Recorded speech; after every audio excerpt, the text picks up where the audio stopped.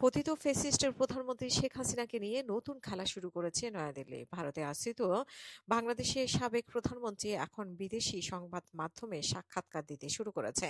যুক্তরাজ্য ভিত্তিক দুটি সংবাদ মাধ্যম রয়টার্স ও দ্য ইন্ডিপেন্ডেন্ট এবং ফ্রান্স ভিত্তিক এএফপিতে দেওয়া এসব সাক্ষাৎকারে তিনি স্পষ্ট ভাষায় জানিয়ে দেন যে জুলাই গণঅভ্যুত্থান, গণহত্যার জন্য তার ক্ষমা চাওয়ার প্রশ্নই আসে না।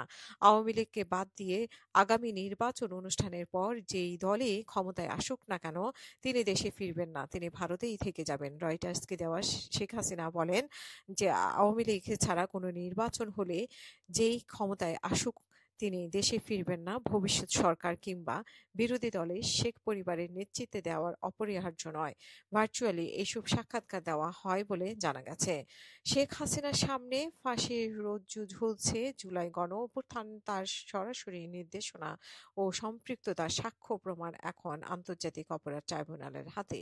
ইতিমধ্যেই শুনানি ও যুক্তিতর্ক উপস্থাপন শেষ হয়েছে। আগামী 13ই নভেম্বর ঠিক হবে কবে সাবেক এই ফ্যাসিস্টের প্রধানমন্ত্রীর বিরুদ্ধে রায় হবে। সাক্ষাৎকারে আগামী ফেব্রুয়ারিতে অনুষ্ঠেয় নির্বাচন নিয়েও কথা বলেন এই স্বৈরাচারী নেত্রী। তার ধারণা, আসন্ন নির্বাচনের বেশিরভাগই মানুষ ভোট দেবেন না। এদিকে হাসিনার এসব সাক্ষাৎকার নিয়ে প্রতিক্রিয়া জানিয়ে প্রধান উপদেষ্টার প্রেস সচিব বুধবার তিনি সাংবাদিকদের প্রশ্নের জবাবে বলেন, হাসিনার সাক্ষাৎকার প্রচারের ক্ষেত্রে আন্তর্জাতিক অপরাধ আদালত তার খুনের বিষয়ে উপস্থাপিত তথ্য প্রমাণ, জাতিসংঘ ও আল জাজিরার প্রতিবেদনে তার গুম খুনের যে তথ্য প্রকাশিত হয়েছে সেগুলো মাথায় রাখতে হবে। 2024 সালের 5ই আগস্টের পর ভারত শেখ হাসিনার জন্য শুধু নিরাপদ আশ্রয়ই নিশ্চিত করেনি, বাংলাদেশের অন্তর্বর্তী সরকারকে অস্থিতিশীল করে তোলার নানা ছকেও বাস্তবায়ন করেছে।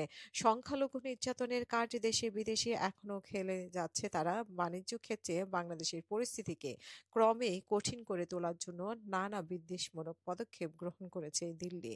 পাশাপাশি দল হিসেবে আওয়ামী লীগকেও পুনর্বাসন করতে চায় তারা। দলীয় কার্যালয় খোলার সুযোগ করে দিয়েছে দিল্লি ও কলকাতা।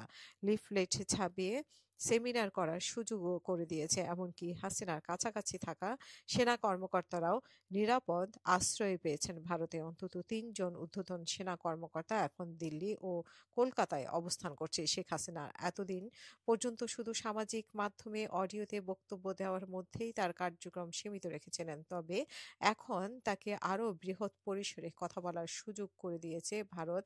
আজ বুধবার বাংলাদেশ সময় দুপুর 2টায় ইন্ডিপেন্ডেন্টে প্রকাশিত এক সাক্ষাৎকারে পত্রিকাটির ভাষায় সাবেক কর্তৃত্বপরায়ণ শাসক হাসিনা বলেন, তাকে ক্ষমতাচ্যুত করা জুলাইয়ের অভ্যুত্থানের রক্তপাতের জন্য তিনি দায়ী নন। তার অনুপস্থিতিতে যে বিচার কার্যক্রম পরিচালিত হচ্ছে তা লজ্জাজনক। এমনকি তিনি ওই বিক্ষোভ কঠোরভাবে দমনের কারণে ঘটে যাওয়া হতাহতের জন্য ক্ষমা চাইবেন না। আন্তর্জাতিক অপরাধ ট্রাইব্যুনালে চলমান হাসিনার বিরুদ্ধে মামলার রায়ের ঘোষণার তারিখ আগামী 2 সপ্তাহের মধ্যেই ঘোষণা করা হবে। এমন একটি সময়ে এমন মন্তব্য করলেন তিনি। জাতিসংঘের ফ্যাক্ট চেকিং মেশিনের হিসাব অনুসারে ছাত্র জনতার ওই বিক্ষোভে 1,400 জনেরও বেশি নিহত হন। তবে অভ্যুত্থানে নিহত ও তাদের পরিবারের জন্য তিনি শোকানুভূতি, যদিও পুলিশকে যে তিনি গুলি করার নির্দেশ দিয়েছেন সেটাকে তিনি নাকচ করেছেন।